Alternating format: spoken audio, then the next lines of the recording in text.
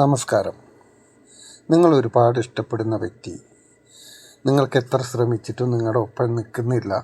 നല്ല സ്നേഹത്തിലൊക്കെ ആയിരുന്നു. ഇപ്പോൾ വീണ്ടും ഒരു അകൽച്ച നിങ്ങളിൽ നിന്ന് അകന്നു പോകുന്നത് പോലെ, അല്ലെങ്കിൽ അകന്നു പോയിക്കൊണ്ടിരിക്കുകയാണ്. അപ്പോൾ ആ വ്യക്തി എന്നും നിങ്ങൾക്ക് നിങ്ങളുടെ ജീവിതത്തിൽ കൂടെ വേണം എന്ന ആഗ്രഹമുണ്ടെങ്കിൽ തീർച്ചയായിട്ടും നമുക്ക് അവരെ തിരിച്ച് കൊണ്ടുവരാൻ പറ്റും. അതിന് ഓരോ വ്യക്തി എന്ത് കാരണം കൊണ്ടാണ് നമ്മളിൽ നിന്നൊക്കെ അകന്നു പോകുന്നത്, അല്ലെങ്കിൽ നമ്മളിലേക്ക് അടുക്കാത്തത് എന്ന് മനസ്സിലാക്കിയിട്ട് വേണം ആ കാര്യങ്ങൾ ചെയ്യാൻ. അപ്പോൾ അതിനെക്കുറിച്ച് വ്യക്തമായിട്ട് അറിയണമെങ്കിൽ നിങ്ങൾക്ക് ഇതിൻ്റെ അവസാനം കാണുന്ന വാട്സാപ്പ് നമ്പറിൽ മെസ്സേജ് ചെയ്യാം.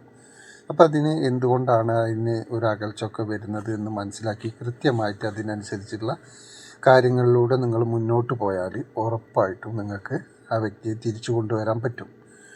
പിന്നീട് ഒരിക്കലും നിങ്ങളിൽ നിന്ന് അകന്നു പോകാതെ എന്നും കൂടെ നിർത്താൻ പറ്റും.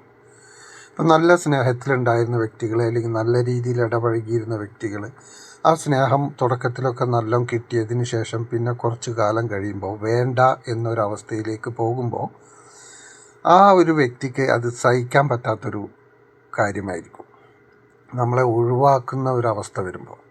കാരണം അത്രയും വിശ്വസിച്ച് കൂടെ നിന്നിട്ട് പെട്ടെന്ന് എന്ത് കാരണമായിക്കോട്ടെ, അതിന് പല കാരണങ്ങളുണ്ടാവും. ഒരുപക്ഷെ തേർഡ് പാർട്ടി ആവാം, അല്ലെങ്കിൽ തെറ്റിദ്ധാരണ, അതല്ലെങ്കിൽ മറ്റു ചില കാര്യങ്ങൾ പ്രതീക്ഷിച്ച് ആ വ്യക്തി വന്നാൽ അത് കിട്ടിയതിന് ശേഷം ആ വ്യക്തി തിരിച്ചു പോകും. അങ്ങനെ പല കാര്യങ്ങളും ആയിരിക്കും.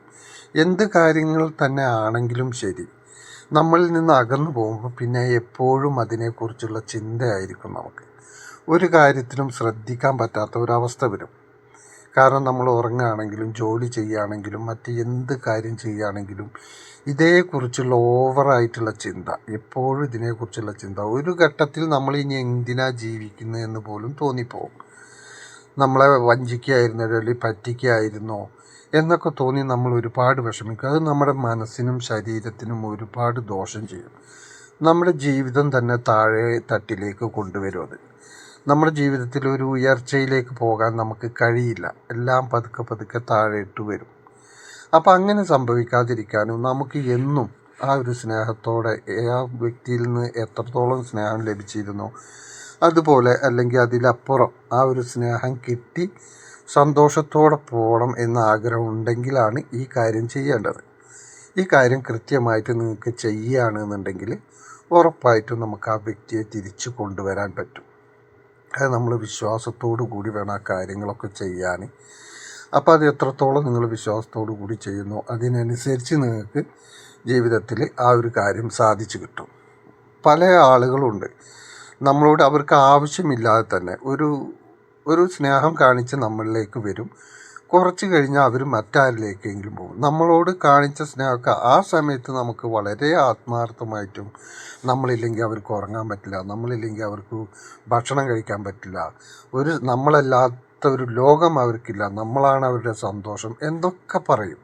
ആ രീതിയിലൊക്കെ നമ്മളെ എപ്പോഴും ഒരു ദിവസത്തിലൊരു 10 പ്രാവശ്യമെങ്കിലും ഫോൺ ചെയ്ത് കാര്യങ്ങൾ അന്വേഷിക്കും. ചെറിയൊരു അസുഖം വന്നാൽ പോലും അതിലും ഭയങ്കര ശ്രദ്ധയായിരിക്കും. അങ്ങനെയുള്ള വ്യക്തികളാണ് പെട്ടെന്ന് പിന്നെ ഒന്നും വേണ്ട എന്നൊരവസ്ഥയിലേക്ക് എത്തി അവർ നമ്മളിൽ നിന്ന് അകന്നകന്നു പോകുന്നത്. അതൊരിക്കലും നമ്മുടെ മനസ്സിനെ അംഗീകരിക്കാനേ പറ്റില്ല. അതാണ് നമ്മളെ ആകെ അടിമുടി തളർത്തുന്നത്. അപ്പോൾ ആ തളർച്ചയിൽ നിന്ന് നിങ്ങൾക്ക് ഉയർത്തെഴുന്നേൽക്കണോ, അല്ലെങ്കിൽ നിങ്ങൾ സ്നേഹിച്ച വ്യക്തിയെ എന്നും നിങ്ങളുടെ കൂടെ നിലനിർത്തണമെങ്കിൽ നിങ്ങൾക്കതിന് പറ്റും. അപ്പോൾ ഈ വാട്സപ്പ് നമ്പറിൽ ആവശ്യമുള്ളവരുണ്ടെങ്കിൽ മെസ്സേജ് ചെയ്യുക. അത് മനസ്സിലാക്കി അതുപോലെ തന്നെ ചെയ്യുക. അപ്പോൾ എല്ലാവർക്കും നന്ദി, നമസ്കാരം.